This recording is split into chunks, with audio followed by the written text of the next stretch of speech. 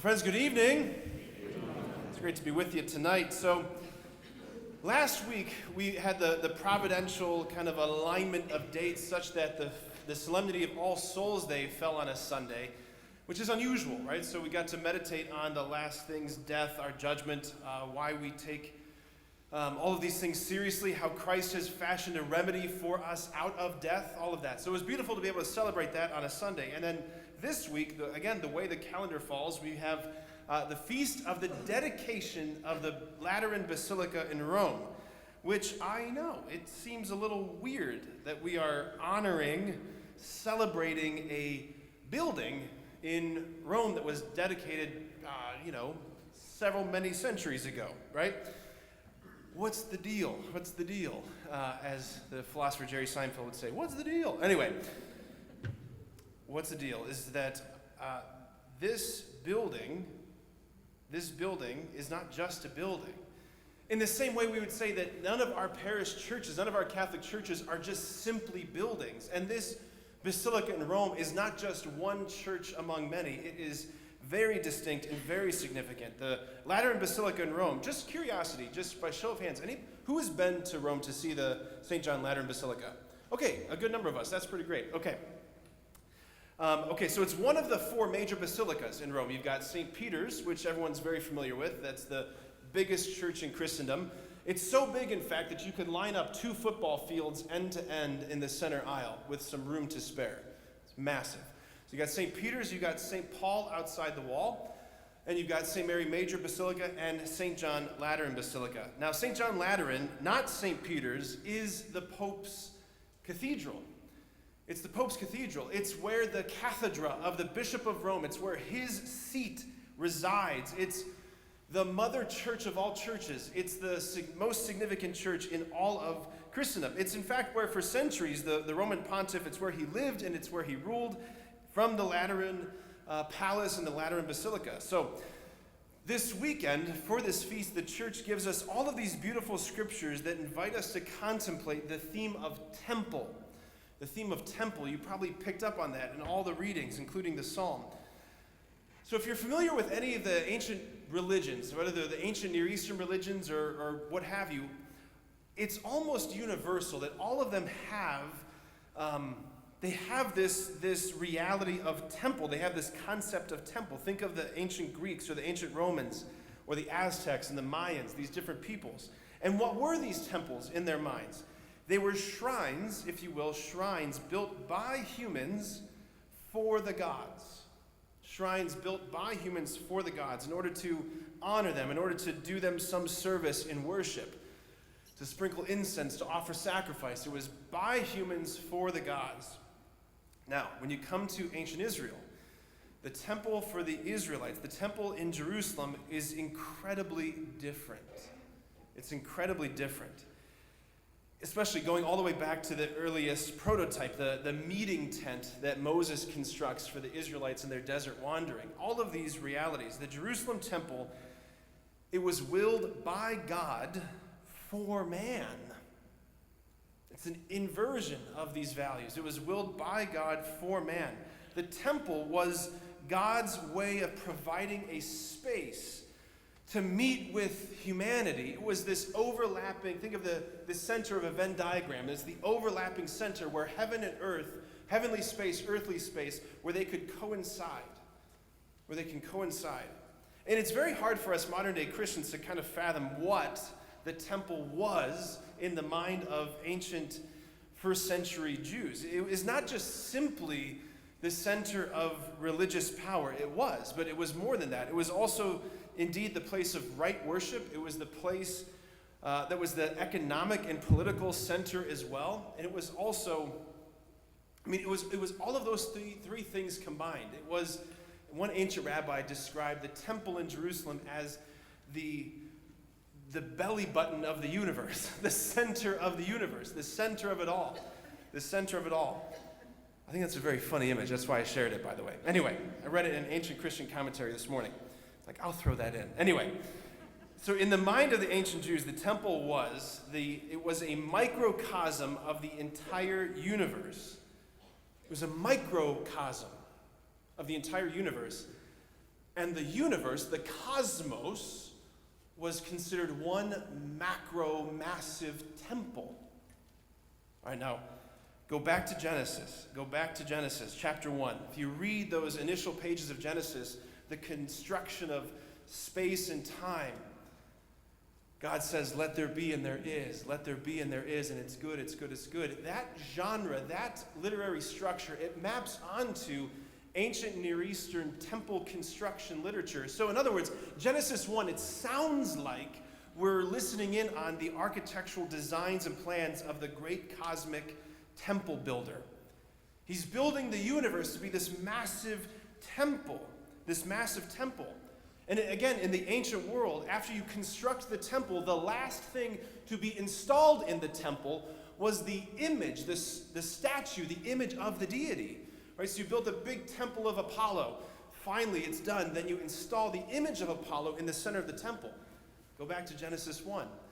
After the temple of the cosmos is created, God says, let us make man in our image, after our likeness. He creates the human person and installs the human person in the heart of his temple as his own divine image. So the universe is a macro temple where the human person was both priest and image, where we were meant to order all of creation towards the Lord in right praise. That was our mission. Right? So when God says to Adam, you are to till and to keep the garden, havodah and shamar in the Hebrew. Those words, you find them again in Leviticus when Aaron is giving instructions for the high priests for what they're supposed to do. They're supposed to till and to keep the sanctuary. That Adam's job was to order all of creation as this rational being towards the love and worship of God. Man was meant to be the mouthpiece of creation, kind of summing up in himself all of visible, physical creation and ordering it towards the Lord. That was our mission. So again, the temple was a microcosm. The temple in Jerusalem was a microcosmos, a small universe, decorated with plants and animals and images of the sun, the moon, the stars, all of these earthly, creaturely images covering the temple, evocative of all of creation. And the high priest himself, the high priest was considered a micro-temple. All of his vestments, what he wore, it was all evocative of the structure around him. So the priest is a micro-temple. This is going to be a tongue twister. Okay, ready? The high priest is a micro-temple. The temple was a microcosmos. And the cosmos, the universe, is a macro-temple. You tracking with me? Great, okay. There's going to be a test at the end of this homily. Okay, so what was the point of the temple? It was to be the meeting place between heaven and earth, the place where God's power and glory, where it came to dwell, and through which grace would flood the world. In the gospel that we have, right, we see this image of Jesus cleansing the temple area. He makes the whip out of cords, and he's driving out the money changers, and he's flipping over the tables, and to the people who are selling doves, he's like, get these birds out of here. He didn't like birds. Why was he so upset? What was this about? He wasn't upset that commerce was taking place. He wasn't simply upset that commerce was taking place. No, sacrifices, the animals for sacrifices, they had to be purchased. If you're coming to Jerusalem to make the Todah sacrifice, you have to have an animal to be a substitutionary atoning sacrifice in the temple. You had to buy the doves, you had to buy the bull, you had to buy the goats, like you had to buy the animals, so they had to be sold. What he was upset about was where this was taking place. So the temple complex in Jerusalem was a massive, massive area. It wasn't just a discrete building. It was like, think of a Russian nesting doll. There was a series of courts. The outermost court, this huge area, was known as the court of the Gentiles. It's where non-Jews could come and pray and worship, where they could listen to and dialogue with rabbis, where they could overhear the prayers being chanted. It was the space to evangelize the world.